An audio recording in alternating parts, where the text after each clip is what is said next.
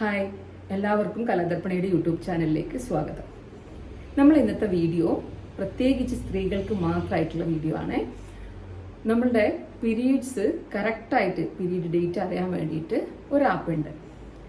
Flow എന്നാണ് ആപ്പിൻ്റെ പേര്.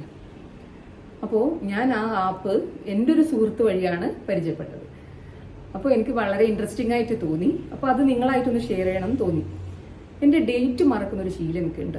അപ്പം ഞാനിങ്ങനെ എൻ്റെ സുഹൃത്തായിട്ട്, അതായത് എൻ്റെ ഫ്രണ്ടാണ്, ഒരു അനിയത്തിക്കുട്ടിയാണ്, സ്നീഷാചന്ദ്രൻ എന്ന പേര്, അനു എന്ന് വിളിക്കും. അപ്പോൾ അനു എന്നോട് പറഞ്ഞു, ചേച്ചി പിന്നെ അതിനൊരു ആപ്പ് ഉണ്ട്, അങ്ങനെയാണെങ്കിൽ ചേച്ചിക്ക് ഈ ഡേറ്റിൻ്റെ ഒരു കൺഫ്യൂഷൻ വരില്ലല്ലോ, ചേച്ചി ഇങ്ങനെ കൺഫ്യൂസ് ആവേണ്ട ആവശ്യമില്ല, കറക്റ്റായിട്ട് ആ ഡേറ്റ് നമുക്ക് ഇങ്ങനെ ചാർട്ട് ചെയ്ത് കാണിക്കും, ഫ്ലോ എന്ന് പറഞ്ഞ ആപ്പിൽ എന്ന് പറഞ്ഞു.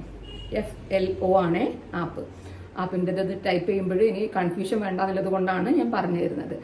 അപ്പോൾ അത് ഞാൻ അങ്ങനെ ഇൻസ്റ്റാൾ ചെയ്തു. അപ്പോൾ എനിക്ക് വളരെ ഇൻട്രസ്റ്റിംഗ് ആയിട്ട് തോന്നി. കറക്റ്റ് നമ്മളെ ഡേറ്റ്, നെക്സ്റ്റ് മന്തിൽ വരാൻ പോകുന്ന ഡേറ്റ് ഉണ്ട്. അത് അവൾ പറഞ്ഞിരുന്നു, ഒന്ന് അങ്ങോട്ടോ ഇങ്ങോട്ടോ ചിലപ്പോൾ മാറുമായിരിക്കും, എന്നാലും വലിയ കുഴപ്പമില്ലാണ്ട് അത് പോകുന്നില്ലത്.